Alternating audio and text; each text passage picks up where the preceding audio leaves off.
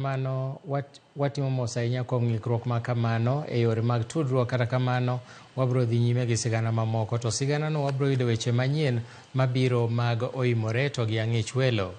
Ka wadhi nyime en ni jatend migawo mar pi e pacho ka Eric Muga ne otelo ne chenro mar pith yien e bunge ma Lambwe mayudore ka chung' od bura ma Suba North, kama ne okoni migawo no biro neno ni kuonde ywayo koth duto kata water towers oriti e yo makare.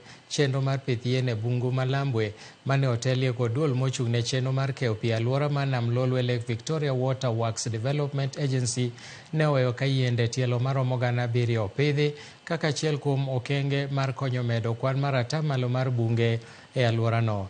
Jatend migawono nokoni chenro mar pith yien ma migawono timo e bunge mag piny owacho mopogore opogore biro konyo piny owacho e chopo lek mar bedo gi yiende maromo gana kata bilion 15 kochopo e 2030. Show our support and boost the efforts in planting of trees in Lambwe Forest.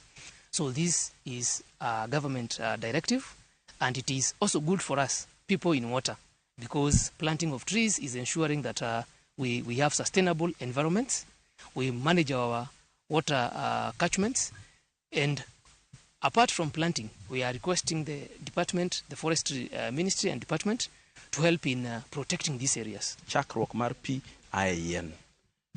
To nikech wan watiyo weche mag pi, nyaka wapidh yien mondo wabed gi pi ma wanyalo pogo. Ung'eyo ni Homabay ka pige gi te wane mwagero gin koro gipoga poga. Pi ok wuok e tap. Pi wuok e kama yien nitie ma orit maber. Kanyo nitiere springs, kanyo pi wuoke. Kanyo ma pi ng'oke kadhi e aore ato dhi e tap.